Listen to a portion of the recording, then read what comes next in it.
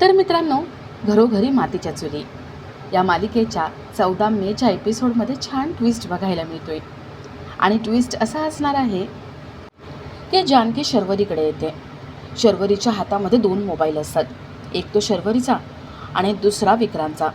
शर्वरी पटकन ते मोबाईल लपवते, पण जानकीचं लक्ष तिच्या हाताकडे जातंच. जानकी विचारते, शर्वरी वंश, आपण देवळात जायचं का? बरं वाटेल आपल्याला. शर्वरी म्हणते, हो जाऊ ना आपण. पण वहिनी, माझं छोटंसं काम आहे, तू पुढे हो, मी येतेच. जानकी ठीक आहे म्हणते. शर्वरी इथे मोबाईल लपवते. तर इथे जानकी ऐश्वर्याकडे येते. ऐश्वर्या, जानकी विक्रांतचं लोकेशन शोधून काढतात. ऐश्वर्या म्हणते, विक्रांत भाऊजींचं लोकेशन जर इथे आहे, आपल्या घरात आहे, म्हणजे विक्रांत भाऊजींचा फोन आपल्या घरात आहे, म्हणजे शरूताई त्या फोन घरात घेऊन आलेत. जानकी थोडा विचार करते म्हणते, ऐश्वर्या, मी शर्वरी वंशांना घेऊन आता देवळात जाते, तोपर्यंत तू त्यांची रूम चेक कर. पण ऐश्वर्या, कुणाला काहीही कळता कामा नये, जरा जपून चेक करा. तेवढे तिथे शर्वरी येते.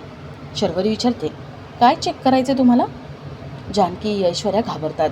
शर्वरीला डाऊट आलेला असतो की या आपली रूम चेक करणार आहेत. आता शर्वरीचं पितळ तिघी सुना मिळून कसं उघड पाडतायत ते बघणंही तेवढंच इंटरेस्टिंग असेल. तर ह्या सगळ्याची सुरुवात कशी होते ते थोडक्यात पाहू.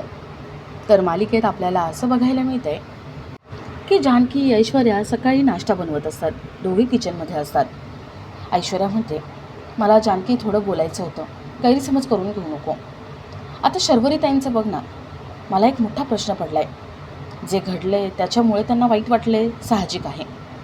पण अगं जानकी, जर शर्वरी वंशांना जीव द्यायचा असला असता तर त्या इथे कशाला आल्या असत्या? मला असं वाटतंय ना, त्या इथे आल्या, जीव देण्याचा प्रयत्न केला, हे सगळं त्या मुद्दाम करतायत, आपल्याला घाबरवण्यासाठी करतायत, जाणून बुजून करतायत. जानकी म्हणते, असेलही तसं, पण शर्वरी वंशांवर आता दुःखाचा डोंगर कोसळला आहे. विक्रांत भाऊजी पळून गेलेत, त्यामुळे तशा वागल्या असतील. ऐश्वर्या, जाऊ दे, जास्त लक्ष नको देऊ. ऐश्वर्या म्हणते, पण जानकी, आपण शर्वरी वंशांवर एवढा लवकर विश्वास ठेवायला नको. जानकी पण ऐश्वर्याच्या बोलण्याचा विचार करते. थोड्या वेळाने जानकी शर्वरीला नाश्त्याला बोलवायला तिच्या रूममध्ये जाते. इथे शर्वरी आपली बॅग व्यवस्थित पॅक करते आणि तिने पासपोर्ट काढलेला असतो. ती जस्ट आपल्या बॉयफ्रेंडशी बोलून फोन ठेवतेच आणि तेवढ्यात तिथे जानकी येते. जानकी शर्वरीला म्हणते, शर्वरी यांचं, अहो काय करताय तुम्ही? हे पासपोर्ट? शर्वरी घाबरते. शर्वरी म्हणते, अगं वहिनी, ते मला हैदराबादला जायचं ना, सेमिनार आहे, म्हणून पासपोर्ट आणला होता. जानकी म्हणते, हैदराबादला जायचं आहे आणि त्यासाठी पासपोर्ट कशाला लागतो आहे? शर्वरी खूप गडबडलेली असते. शर्वरी म्हणते, अगं डॉक्युमेंटची फाईल आणली ना, त्यात पासपोर्ट आला. तू पण इथे का आली होतीस? जानकी म्हणते, नाश्त्याला बोलवायला आले होते, चला हे राहू द्या, का मी मदत करू? शर्वरी म्हणते, नको नको, मी आल्यावर करते. जानकी, शर्वरी नाश्त्यासाठी बाहेर जातात. थोड्या वेळाने सगळे आनंदात नाश्ता करत असतात. शर्वरी म्हणते, मला बोलायचं होतं. नाना म्हणतात, माहिती आहे, तुला पैसे हवेत ना, आम्ही ठरवलं आहे तुला मदत करायची. शर्वरी खूप खुश होते. शर्वरी विचारते, पैसे कधी मिळतील? ऋषिकेश म्हणतो, 2 दिवसांनी पैसे मिळतील तुला. शर्वरी खूप खुश होते. शर्वरीच्या चेहऱ्यावर आनंद दिसत असतो. जानकी म्हणते, मला काय वाटतंय ना, 1.5 कोटी रुपये आहेत आणि आजकालचं जग कसं आहे तुमच्या सगळ्यांना माहिती आहे.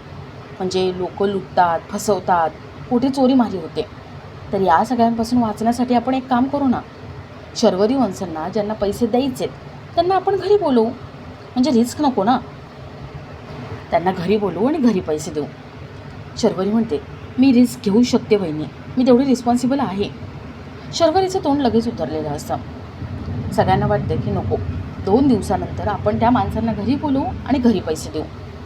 शर्वरी चिडचिड करायला लागते. शर्वरी म्हणते, तुमच्या सगळ्यांचा विश्वास नाही आहे ना, ते कळतंय, नका देऊ पैसे, तुमचा पैसे तुमच्याकडेच ठेवा, मला नको आहे मदत. शर्वरी चिडचिड करत निघून जाते.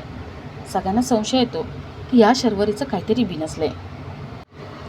तर इथे शर्वरी चिडचिड करत आपल्या रूममध्ये येते. तिला जानकीचा राग आलेला असतो आणि तेवढ्यात तिला तिच्या बॉयफ्रेंडचा फोन येतो. शर्वरी म्हणते, सारखे सारखे फोन करू नको, पैशांची व्यवस्था झाली ना ती तुला सांगते. पण हो, पैशांची चांगली व्यवस्था झाली होती. ही जानकी मध्येच तडबडली. पण एक काम कर, त्या जानकीने सांगितलं आहे ना इथे माणसं बोलवायची. आता आपल्याला ज्यांना कर्ज द्यायचं आहे ना त्यांना आपल्या घरी बोलव. म्हणजे कसं आहे, इथे आल्यानंतर त्यांना पैसे देऊ, आपलं पण काम होईल आणि त्यांचं पण. शर्वरी पुढचं प्लॅनिंग करून ठेवते. तर इथे जानकी, ऐश्वर्या आणि अवंतिका किचनमध्ये येतात. ते आवरावरी करत असतात. मग असं शर्वरीचं वागणं त्यांना खटकलेलं असतं आणि तिघी त्याबद्दलच बोलत असतात. जानकी म्हणते, आपण एक काम करू, आपण आहे ना शर्वरी वंशांवर जरा बारीक लक्ष ठेवू.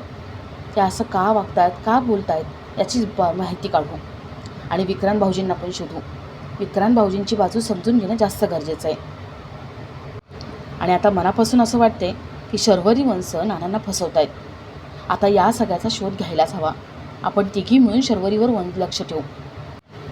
त्या तिघी शर्वरीचा विचार करतात आणि आपलाचा हा भाग इथेच संपतो.